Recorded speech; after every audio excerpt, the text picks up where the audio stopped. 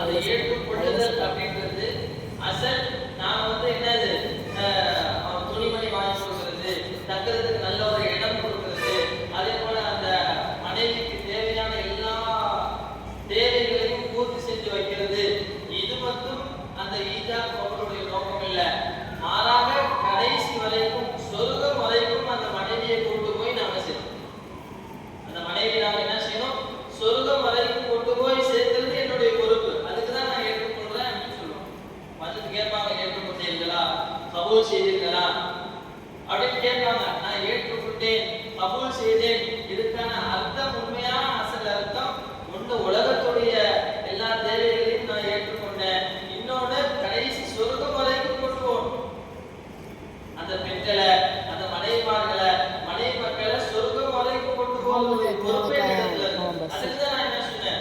ஏற்றுக்கொண்டேன், கபூல் செய்தேன் என்பதாக நம்ம விளக்கம் சிந்திக்கணும். ஏன்னா அசல் உண்மையான விஷயம் ஒரு மனிதருக்கு வாழ்க்கையில வெற்றி ஏற்படும், வாழ்க்கையில நேரான வழி ஏற்படணும் அப்படின்னா இந்த அசல் சுன்னத்துடைய வாழ்க்கை இருக்கும். அசல் அல்லாஹ்வுடைய கட்டளைகள் இருக்கும், நபி ஸல்லல்லாஹு அலைஹி வஸல்லம் உடைய வழிமுறைகள் இருக்கும். அல்லாஹ்வுடைய கட்டளைகளை நான் மீறிட்டு நபி ஸல்லல்லாஹு அலைஹி வஸல்லம் அவருடைய வழிமுறைகளுக்கு நான் மாற்றம் செஞ்சுட்டு நான் இந்த உலகத்துல நான் வெற்றி அடைஞ்சிட முடியும், நாளைக்கு மறுமையில நான் வெற்றி அடைஞ்சிட முடியும் அப்படின்னா சத்தியமா நிச்சயமா முடியும். கண்ணியத்துக்குரிய அல்லாஹ் நல்லடியார்களே, அதனால நாங்க என்ன செய்யணும்?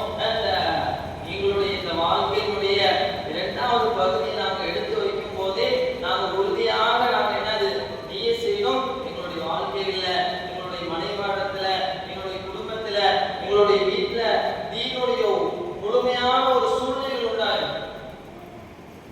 தொழுகையுடைய சூழ்நிலைகள், வீடுகள்ல குர்ஆன் ஓதக்கூடிய சூழ்நிலைகள், வீட்டு பெண்களிடத்துல காலை மாலை குர்ஆன் ஓதக்கூடிய பழக்கத்தை ஏற்படும்.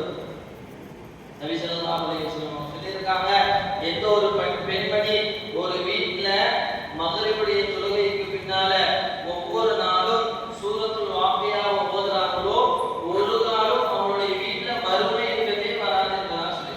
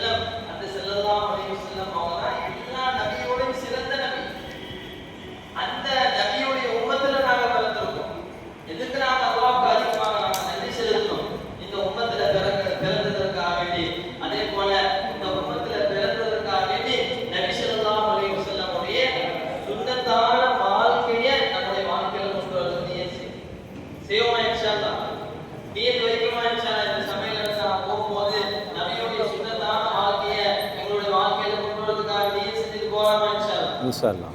அல்லாஹ் சொன்னோமோ பேசுவோமோ அதன்படி நடைபெறுவதற்கு கபூல் செய்வானாக.